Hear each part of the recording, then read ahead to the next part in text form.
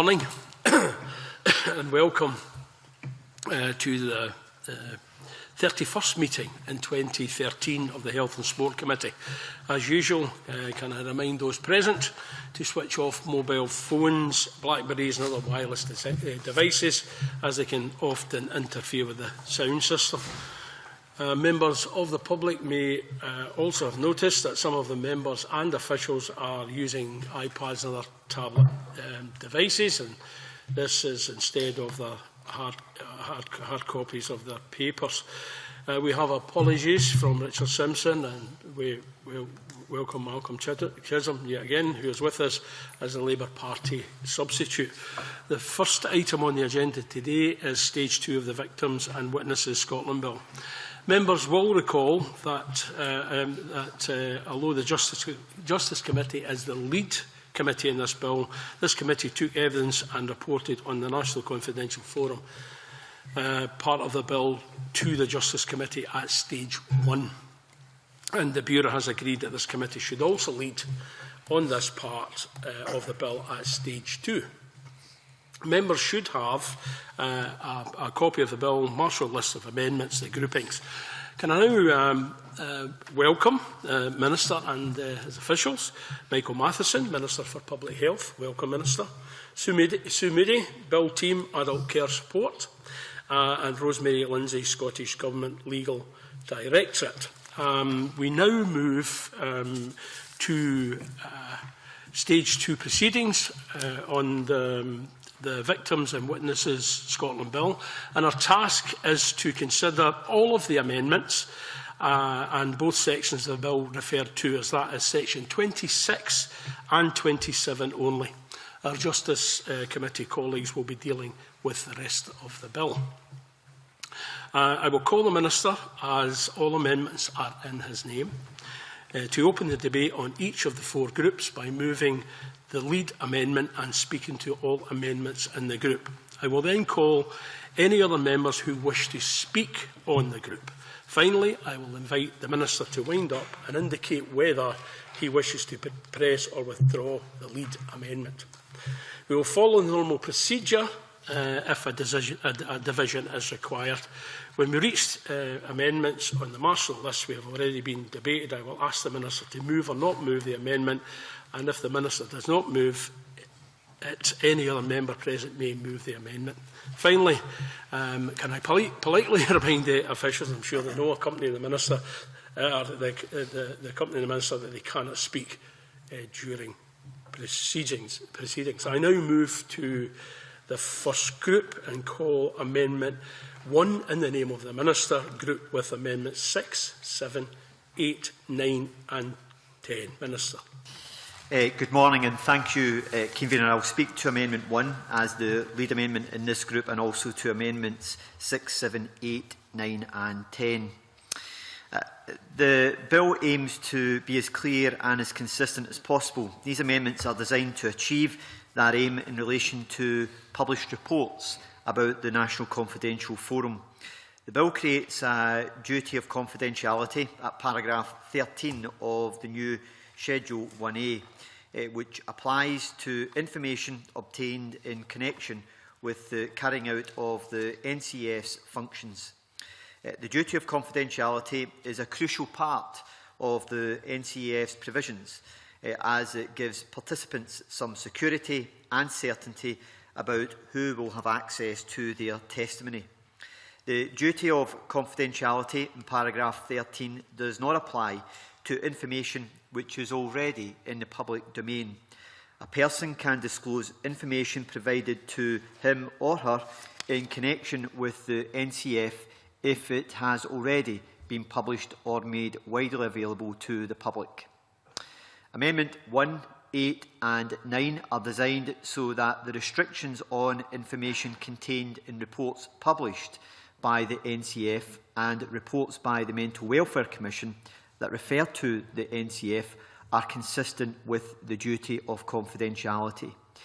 The effect of these amendments is to permit information already in the public domain to be included in such reports.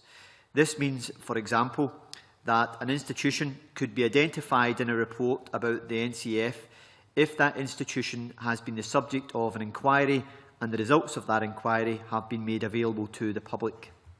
An individual who had been convicted of a criminal offence against children in institutional care could also be identified in a report.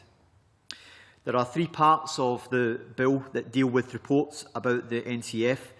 Section 4ZD 1C, referring to annual reports of the Mental Welfare Commission. Paragraph 11, in relation to reports by the National Confidential Forum based on the testimony it hears. And paragraph 12, concerning the National Confidential Forum annual reports. These amendments will enable information already in the public domain to be included in all such reports. I should also make it clear that the amendments do not alter in any way the duty of confidentiality in relation to information not in the public domain. These amendments will also not alter the requirement placed on the National Confidential Forum to preserve the anonymity of participants, others referred to in testimony, and establishments providing institutional care mentioned in the testimony. Amendment 6 addresses an issue raised by survivors and other stakeholders at Stage 1, and which was also supported in the committee's report.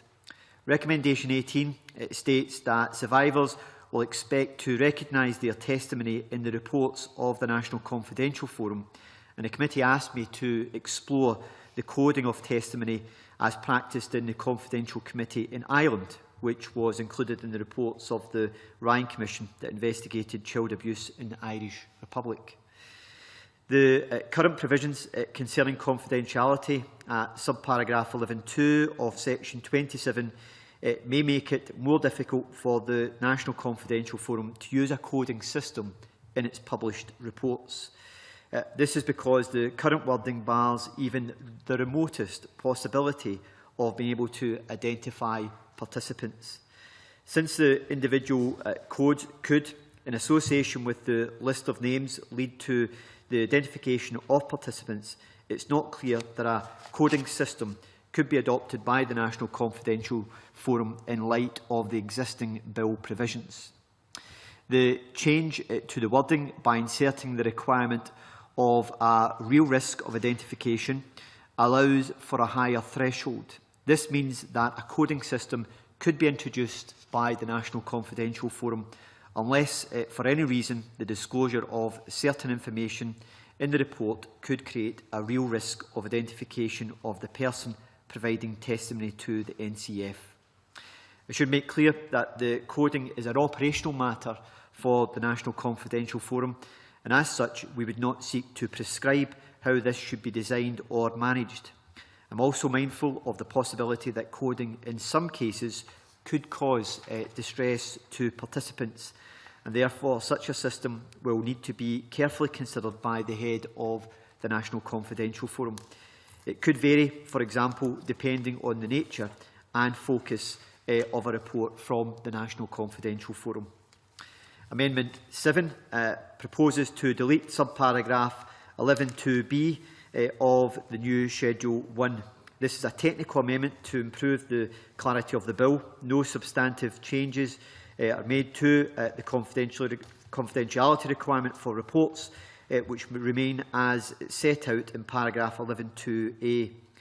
Paragraph 11.2b states the report of the National Confidential Forum must not include any information which is subject to a confidentiality restriction under paragraph 13. Paragraph 13 of the new Schedule 1A sets out the confidentiality requirement for information provided to the NCF in connection with its functions.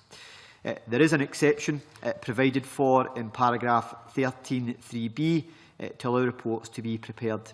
And since these reports are accepted from the confidentiality provision, it is somewhat confusing and circular for paragraph 11.2b to refer back to paragraph 13. The bill provisions seek to strike a balance between the duty of confidentiality, which is an essential element of the National Confidential Forum, and the needs to produce reports. These amendments do not affect the balance but simply clarify these provisions. Finally, in this grouping, Amendment 10 proposes a change to subparagraph 13(3)(b) of the new schedule, which will provide an exception to the National Confidential Forum's duty of confidentiality where disclosure of information is necessary to enable the National Confidential Forum and the Mental Welfare Commission to produce their annual reports. As currently drafted, this section of the bill refers only to reports based on testimony received and does not include annual reports which the National Confidential Forum is required to produce under paragraph 12 and to annual reports from the Mental Welfare Commission. These amendments will allow the exceptions to the duty not to disclose information from the NCF to apply to the NCF and Mental Welfare Commission's annual reports.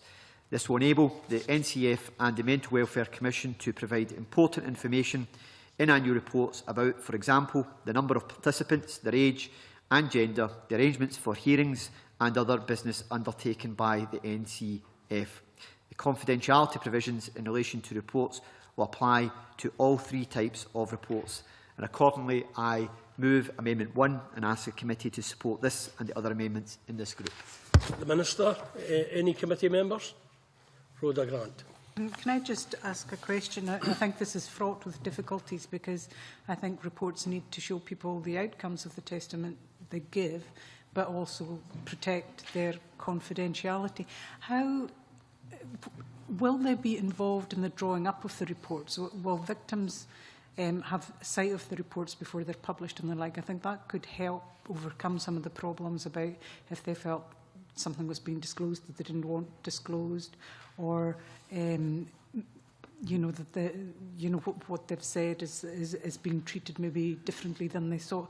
Maybe it would be an idea to put draft reports to the victims so that they can look over what they have said themselves, the parts that pertain to themselves, and have some feedback. Would that be helpful? Is that something you would see happening? I think it is potentially helpful. Minister, just we'll treat this as debate and I'll take the other comments. I don't mean to be rude, but is there any other committee members wishing? No.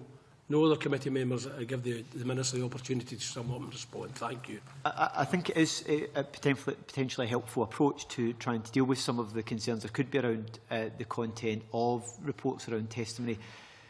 That's larger matter, it's an operational matter for the National Confidential Forum itself, and I would expect them to engage with different stakeholders to consider what's the best way for them to take forward how they lay out the reports and what process they use before publishing any final report on an element of their testimony. But I think the suggestion you've made is one which I would have thought they would wish to give consideration to as part of how they might want to go about drawing together reports and testing that before it is actually finally published.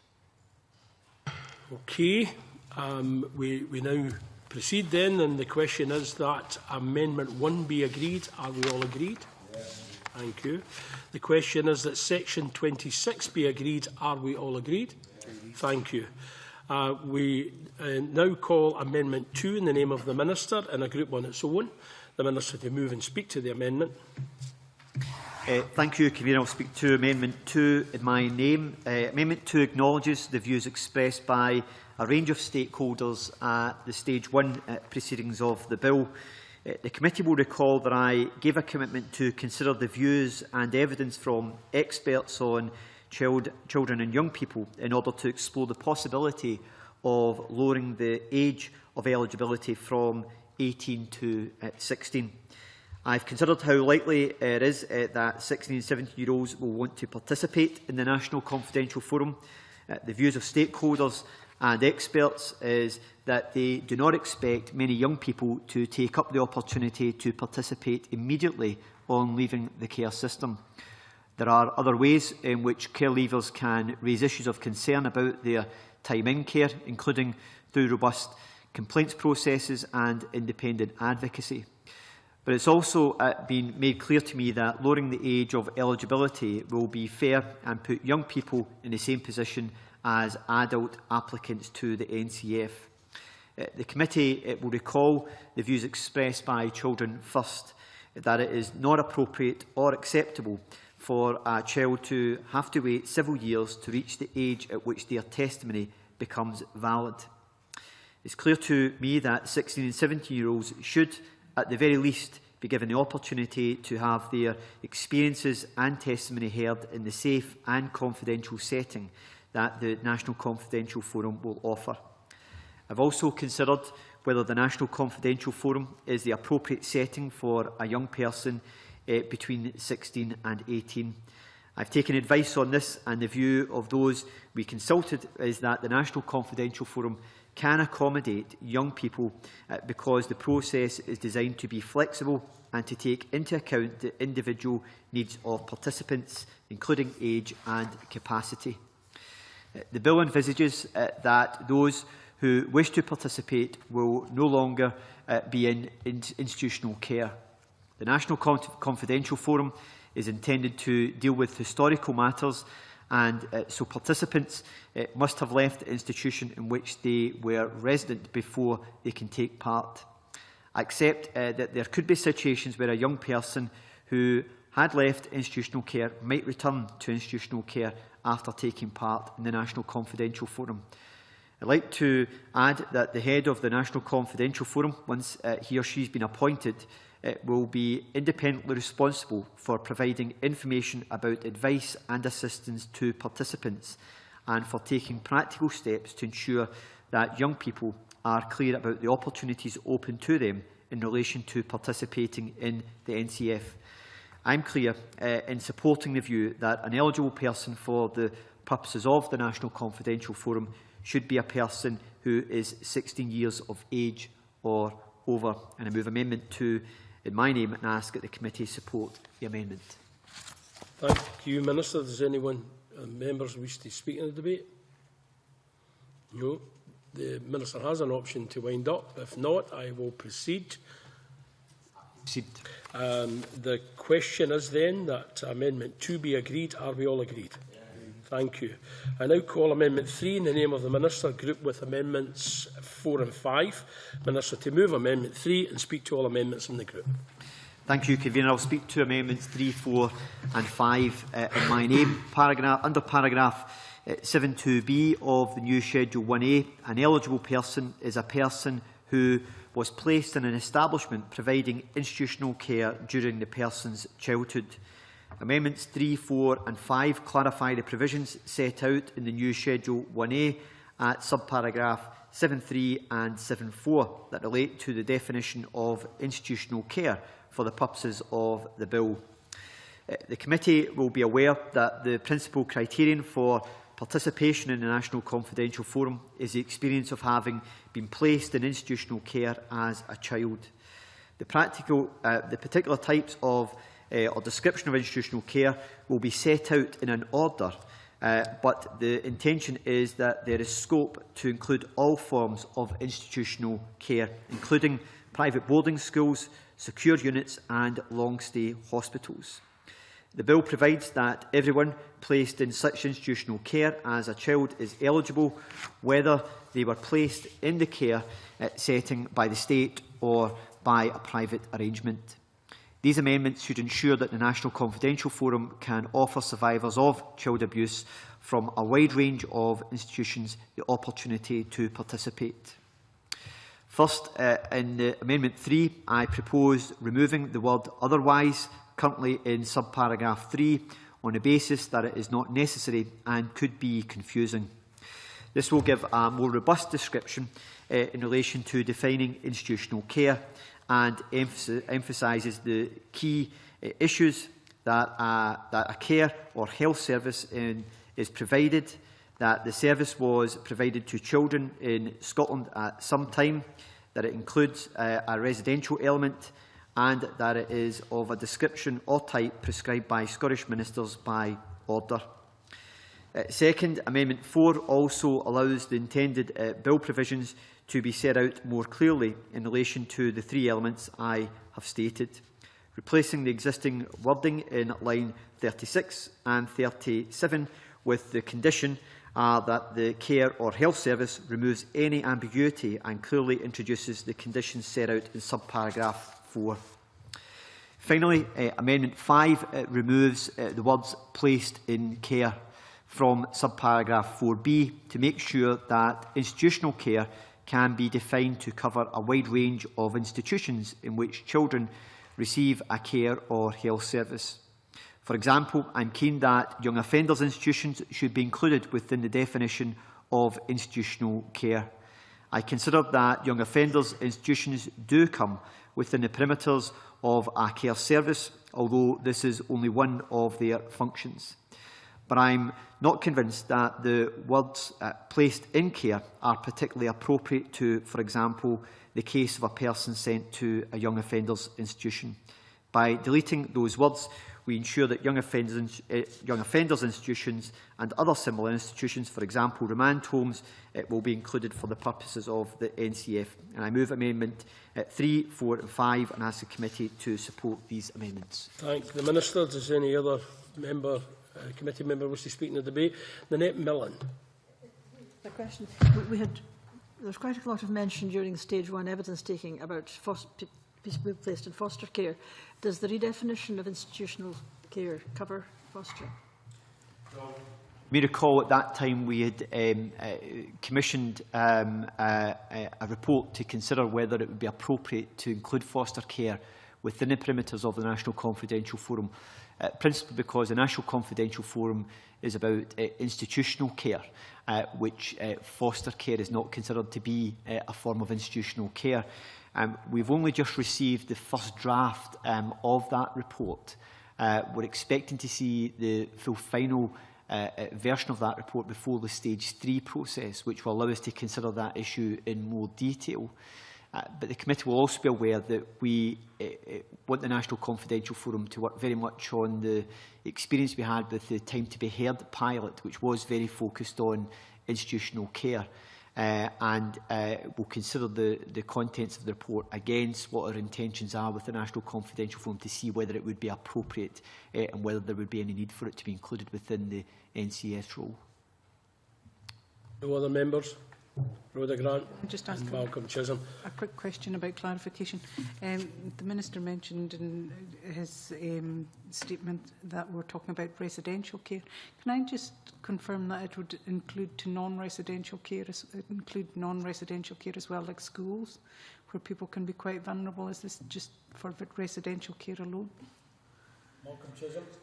I think we're dancing on the head of a pin here, but I'm just wondering whether in fact it still is a bit clumsy to have conditions and a description of a type. Would it not be simple just to say in this schedule institutional care means a care or health service which is of a description of a type prescribed by order, and then say the order must prescribe? You know, it still seems to me a bit clumsy to have the two different categories, but I do accept we're dancing on the head of a pin, but that's the nature of the amendment, I suppose. No other members? Okay. Minister, to sum up, please. Okay, dealing with them in reverse order. I think Malcolm Chisholm's point is one we can reflect upon to see whether there is any need to tidy it up further at Stage 3 to offer further clarification. In relation to Rhoda Grant's point, it's not a matter for schools because there has to be a residential element.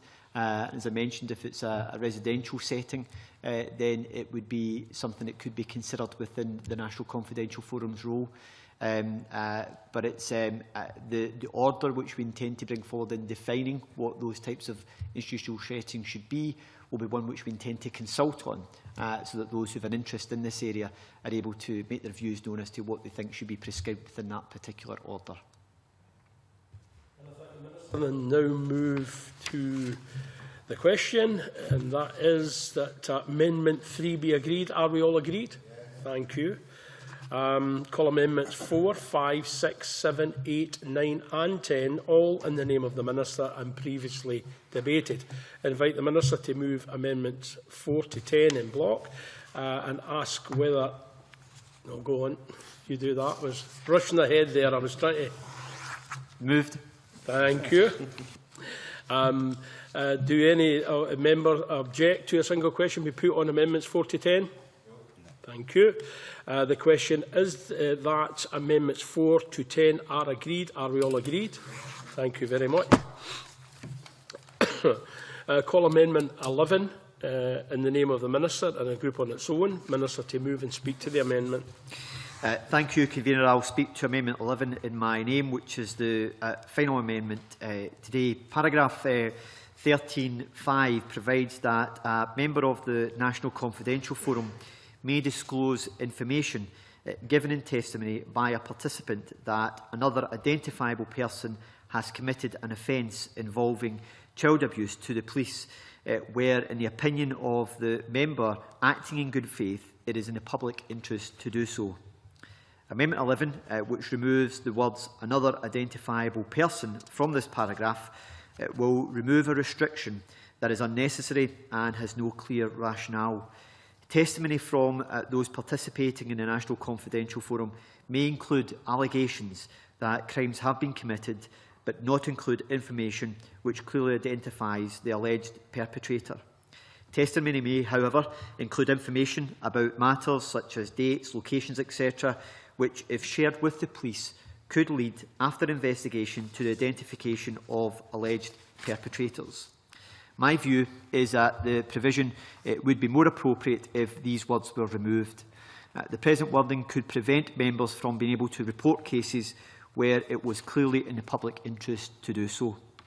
I should make it clear that this amendment does not affect in any way the duty that members have under subparagraph 4 of paragraph 13 to report offences where that is reasonably necessary to prevent the commissioning of an offence involving the abuse of a child.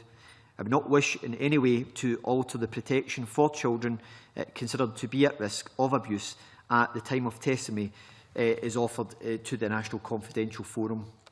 Subparagraph 4, which is not being amended, is designed to ensure that the protection of children will be paramount when the Forum considers whether to report allegations to the police. I'd also like to repeat what I said to the committee on the 30th of April, that we are trying to balance the therapeutic value that can be gained from the Forum with the public interest and public safety. And I move Amendment 11 and ask the committee to support this final amendment. Minister, are there any members wish to participate in the debate? There isn't. The Minister has an option to wind up. Thank you. The question is then, Amendment 11 be agreed to. Are we all agreed? Thank you. The question is that Section 27 be agreed to. Are we all agreed? Thank you very much. That concludes the Health and Sport Committee's consideration of the bill at stage 2. The remainder of the bill will be considered by the Justice Committee at their next meeting on the 12th of November. Members should note that the deadline for amendments to the remainder of the bill is 12 noon this Thursday.